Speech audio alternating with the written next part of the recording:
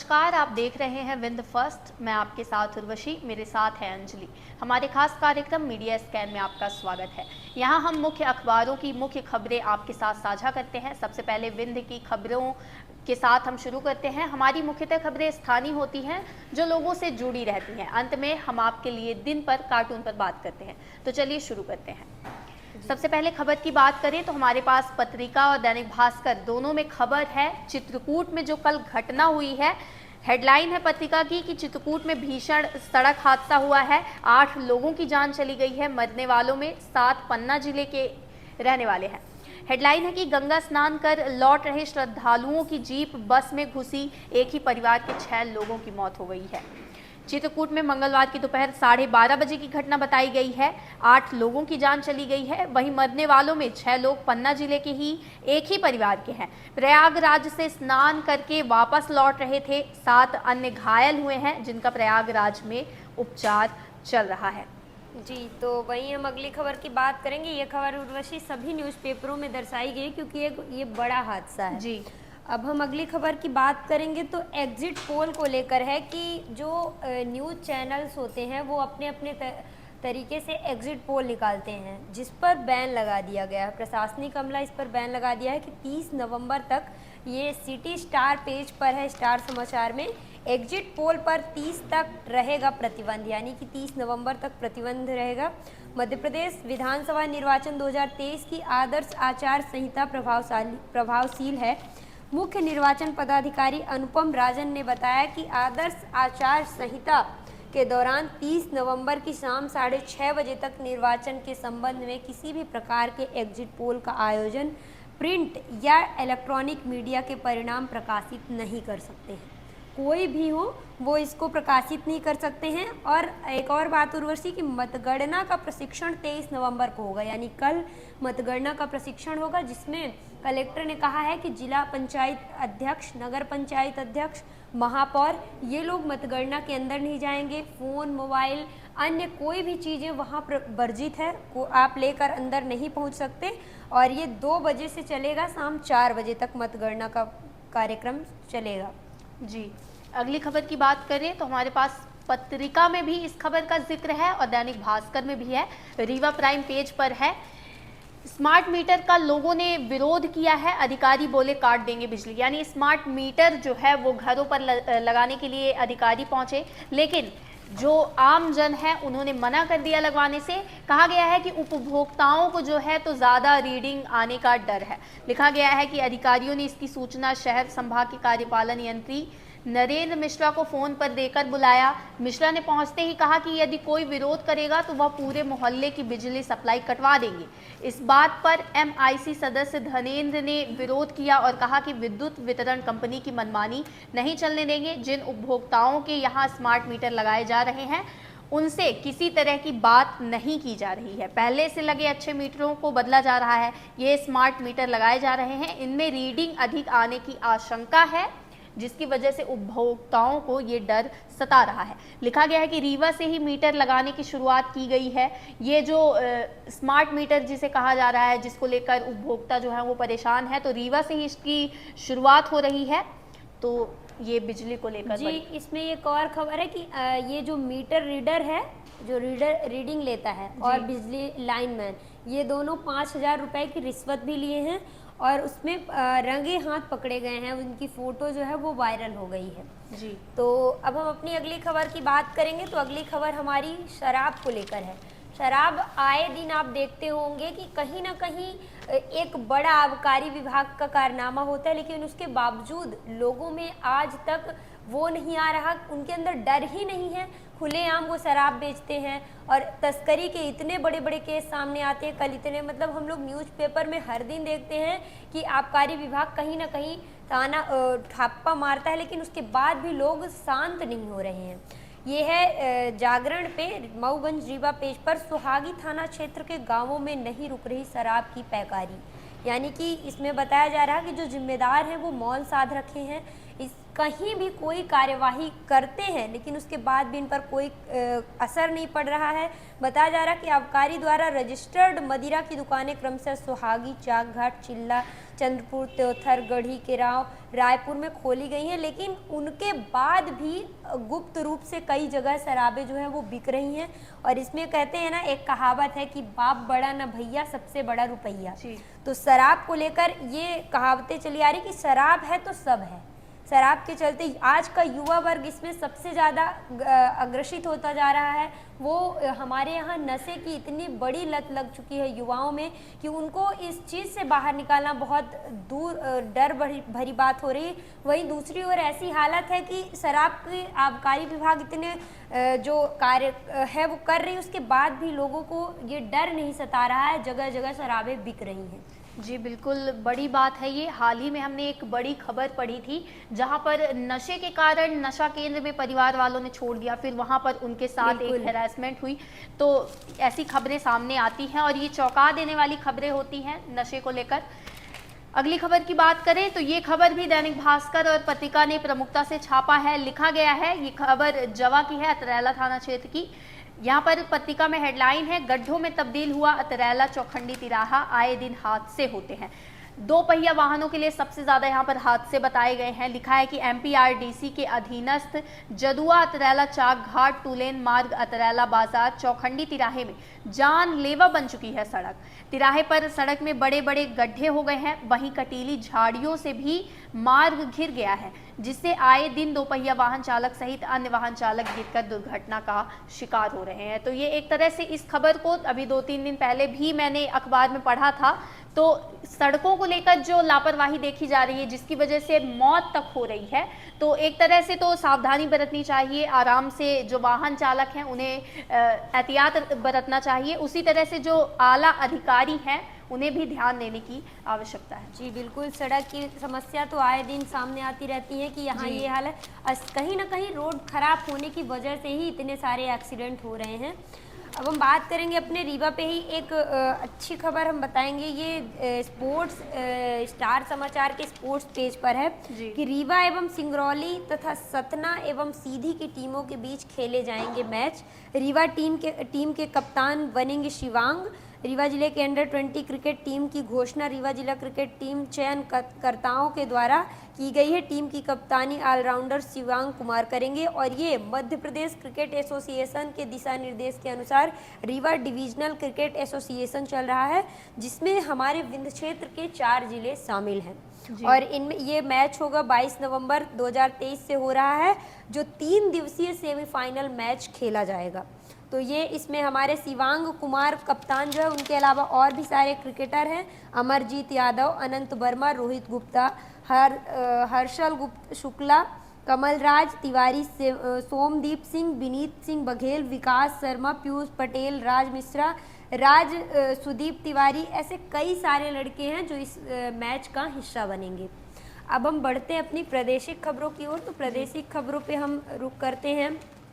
आज की बात चुनाव तो अब खत्म, चुनाव का दौर तो धीरे धीरे खत्म ही होने वाला है और नई सरकार बनने की अब बारी आ चुकी है। तो नई सरकार बनने पर आप लोगों को एक ऐसी खबर हम बताएंगे जो सुन के थोड़ा जरूर अजीब लगेगा।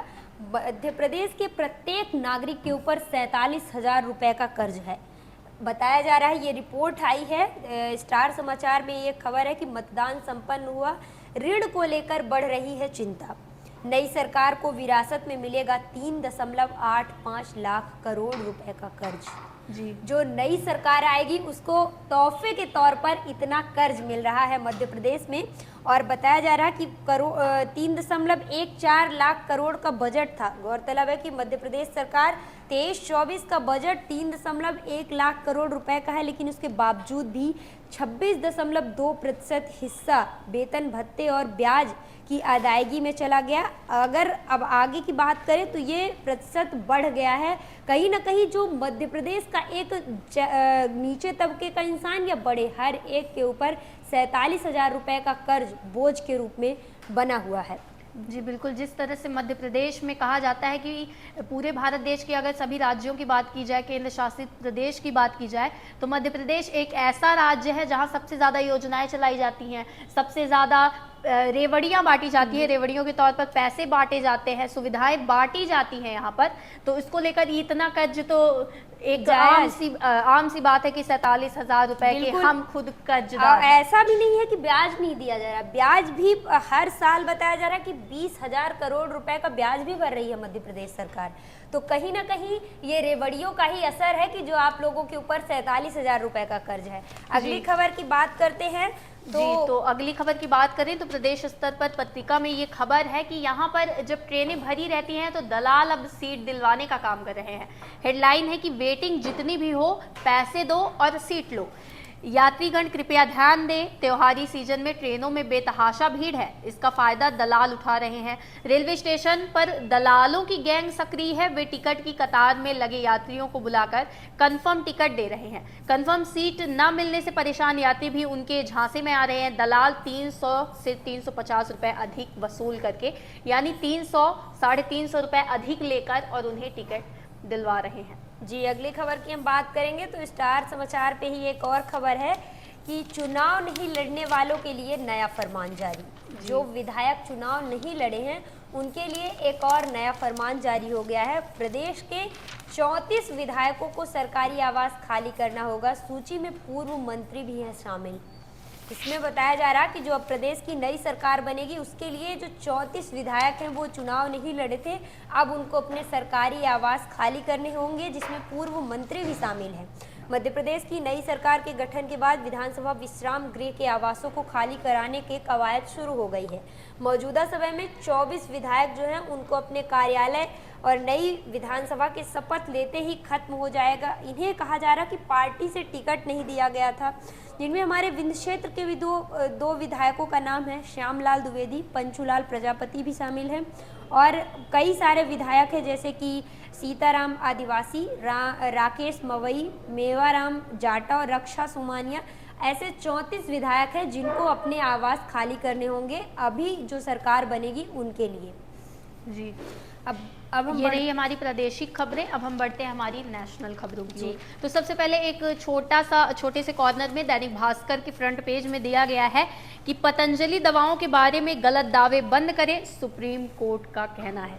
लिखा है कि सुप्रीम कोर्ट ने भ्रामक विज्ञापन प्रकाशित करने पर आयुर्वेद कंपनी पतंजलि पर सख्त टिप्पणी की है। इंडियन मेडिकल एसोसिएशन की याचिका पर सुनवाई के दौरान जस्टिस एहसानुद्दीन अमानुल्लाह और जस्टिस प्रशांत कुमार मिश्रा की बेंच ने कंपनी को दवाओं के बारे में गलत दावे करने और भ्रामक विज्ञापन प्रकाशित न करने की हिदायत दी है। साथ ही कोर्ट ने कहा कि कंपनी उपचार का दावा करने वाले भ्रामक विज्ञापनों को तुरंत रोके, नहीं तो ऐसे हर विज्ञापन पर 1 करोड़ रुपए जुर्माना किया जाएगा। यानी कि हर एक विज्ञापन पर 1 करोड़ रुपए का जुर्माना सुप्रीम कोर्ट की तरफ से ये हिदायत दी गई है पतंजलि कंपनी को, यानी आयुर्वेदिक पतंजलि कंपनी को, जहां ये विज्ञापन निकलते हैं, दावे किए जाते हैं कि हम आपका इस तरह से इलाज करेंगे कि आप बिल्कुल स्वस्थ हो जाएंगे। तो इसको लेकर ये खबर है। खैर, दूसरी खबर की बात करें तो वायु प्रदूषण को लेकर सुप्रीम कोर्ट ने राज्यों को फटकार लगाई है। कहा है कि राजनीति छोड़ें और प्रदूषण पर काम करें।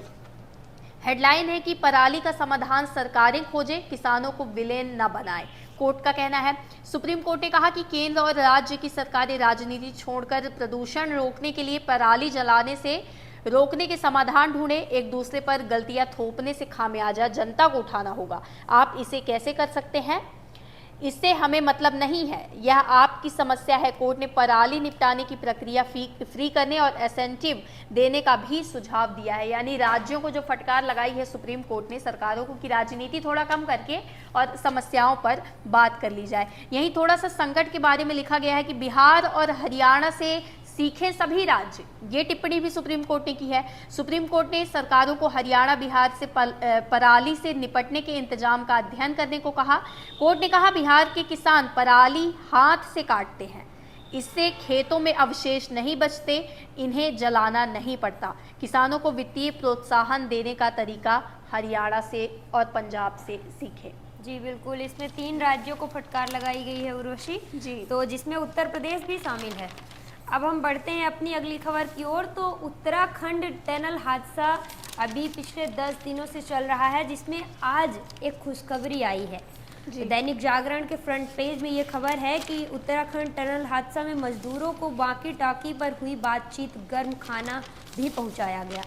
10 दिन में पहली बार दिखे फंसे हुए मजदूर, नजर आई उम्मीद की किरण। बताया जा रहा कि अगले 30 से 40 घंटे में खुशखबरी मिल सकती है। मजदूरों को बाहर निकाला जा सकता है। सुरंग में आज सुबह से हॉरिजॉन्टल ड्रिलिंग का काम शुरू हो गया है, लेकिन अगर मशीन ने अभी काम शुरू नहीं किया तो अधिकारियों का कहना है कि 30 से 40 घंटे में ये रेस्क्यू ऑपरेशन जो है वो सक्सेस हो जाएगा। वहीं बताया गया है कि ये हादसा जो है वो 12 नवंबर के दिन हुआ था और तब से लेकर आज तक वहाँ 41 मजदूर जो है वो फंसे हुए हैं। और कहीं जो मरीज दिखे हैं उन्होंने अपने परिवार वालों को सांत्वना भी दी है। उन्होंने कहा कि माँ, आप अच्छे से खाना खाओ, मैं ठीक हूँ, मैं आ जाऊँगा, आप टाइम से खाना खाना। कई ये मजदूरों की तस्वीरें कुछ लोगों की कैमरे की सहायता से देखा भी गया है कि वो सुरक्षित हैं, वहीं फंसे हुए हैं लेकिन वो सुरक्षित हैं। कल उनको खाना भी पहुंचाने में जो टीम है वो सक्सेस हुई है। जी, अगली खबर की बात करें तो पत्रिका के फ्रंट पेज में इस खबर को जगह मिली है कि राहुल सोनिया से जुड़ी कंपनी के 752 करोड़ रुपए की संपत्ति कुर्क हुई है। लिखा है कि ईडी ने नेशनल हेराल्ड मामले में कांग्रेस नेता सोनिया गांधी और राहुल गांधी से जुड़ी कंपनी एसोसिएटेड जर्नल्स लिमिटेड की करीब 752 करोड़ रुपए की संपत्ति कुर्क कर ली। कुर्क की गई संपत्ति में दिल्ली और मुंबई में नेशनल हेराल्ड हाउस और लखनऊ में नेहरू भवन शामिल है। यहाँ लिखा गया है कि स्वतंत्रता सेनानियों की कंपनी थी। जवाहरलाल नेहरू ने 20 नवंबर 1937 को एजेएल का गठन किया था। एजेएल ने अंग्रेजी में नेशनल हेराल्ड, हिंदी में नवजीवन और उर्दू में कौमी आवाज का प्रकाशन शुरू किया। एजेएल पर नेहरू का मालिकाना हक नहीं था। कंपनी में 5000 स्वतंत्रता सेनानी शेयर होल्डर पर थे। साल 2018 तक एजेएल पर 90 करोड़ रुपए से ज्यादा का कर्ज हो गया। तब एजेएल प्रॉपर्टी कारोबार में उतरी। यानी कारोबार में कब उतरी है? जब 2008 में 90 करोड़ रुपए का कर्ज देखा गया था। जी, अब हम अपनी कार्यक्रम के अगले छोर की ओर बढ़ेंगे। तो अगला छोर हमारा होता है स्पोर्ट्स। जी, स्पोर्ट्स की बात करेंगे तो ये अब बताया जा रहा है कि जो हमारा मैच है अब युवाओं के कंधों में चला गया है। अब युवा खिलाड़ियों के कंधों पर होगा भारतीय क्रिकेट की विरासत को आगे बढ़ाने का जिम्मा। विराट कोहली, रोहित शर्मा और मोहम्मद शमी टीम में रहेंगे, लेकिन अगला वर्ल्ड कप भी मुश्किल है। बताया जा रहा है 1927 के वर्ल्ड कप में 40 के होंगे रोहित। 2027 वर्ल्ड कप 2027 के वर्ल्ड कप में 40 के होंगे रोहित और अभी जो विराट हैं वो 39 के हैं। तो बताया जा रहा है कि हो सकता है 2027 का जो वर्ल्ड कप हो उसमें रोहित और विराट ना खेल सकें। वहीं इसमें बताया जा रहा है कि जो अब के खिलाड़ी हैं उनमें है शुभमन गिल जो 24 साल के हैं, श्रेयस अय्यर 28, ईशान किशन 25 और ऋतुराज गायकवाड़ जो हैं वो 26 के हैं, यशस्वी जायसवाल 21 और ऋषभ पंत 26 साल के हैं। ये खिलाड़ी अगली टीम इंडिया की जो बागडोर है अब इनके कंधों में आ रही है। और T20 का जो एक इंडिया और ऑस्ट्रेलिया के बीच मैच चलेगा वो भी अब स्टार्ट होने वाला है। जी, स्पोर्ट्स में एक और खबर है, दैनिक भास्कर में दी गई है कि आडवाणी 26वीं बार बने वर्ल्ड चैंपियन, बिलियर्ड्स में विजेता। लिखा है कि भारतीय क्यूइस्ट पंकज आडवाणी ने IBSF वर्ल्ड बिलियर्ड्स चैंपियनशिप का टाइटल अपने नाम किया है। आडवाणी ने 26वीं बार यह खिताब जीता है। उन्होंने फाइनल में सौरभ कोठारी को हराया। पंकज शुरुआती घंटे में 26 से 180 से पीछे चल रहे थे, फिर उन्होंने लगातार अच्छा प्रदर्शन करते हुए 2018 के वर्ल्ड चैंपियन कोठारी को 1416 से हराया है। जी, अब हमारी बिजनेस की खबर की बात करें तो दैनिक भास्कर के बिजनेस भास्कर पेज पर खबर है कि भास्कर का इन्फोग्राफिक है ये। यहाँ पर लिखा है कि एक साल से 5G पर 85% 4G यूज़र अपग्रेड नहीं हुए। देश में 5G सर्विसेज लॉन्च हुए 1 साल हो गया है, लेकिन अब भी करीब 85% 4G यूज़र 5G पर अपग्रेड नहीं हुए हैं। उन्हें अब भी 4G स्पीड के अंतर्राष्ट्रीय मानकों से आधी स्पीड ही मिल रही है। यानी उनको 4G की ही आधी स्पीड मिल रही है और वो 5G में अपग्रेड नहीं हुए हैं। जी, अब आखिरी छोर होता है हमारा कार्टून। तो पत्रिका के फ्रंट पेज में ही इलेक्शन टून कार्टून है। यहाँ पर लिखा गया है, महिला बैठी हुई है, अपने पति के साथ बैठी हुई है। इनका कहना है कि हमारे हिस्से तो केवल वादे आते हैं, न घर आता है और न ही पानी, बिजली, स्वास्थ्य सुविधाएं। यहाँ पर कई घर बने हुए हैं, कुछ सुविधाओं की तस्वीरें बनी हुई हैं। जी, तो ये था हमारा कार्यक्रम। अगर आपको हमारा कार्यक्रम पसंद आ रहा है तो इसे ज़्यादा से ज़्यादा लाइक करिए, शेयर करिए और हमारे चैनल को सब्सक्राइब करिए। आपके क्षेत्र के जो भी जन मुद्दे हो वो हमारे कमेंट बॉक्स पे मैसेज करिए और हमारी वेबसाइट में भी विजिट करिए खबरों को पढ़ने के लिए। इसी तरह की तमाम खबरों को इकट्ठा जानने के लिए विंध्य फर्स्ट के खास प्रोग्राम मीडिया स्कैन के साथ बने रहिए। बहुत बहुत धन्यवाद।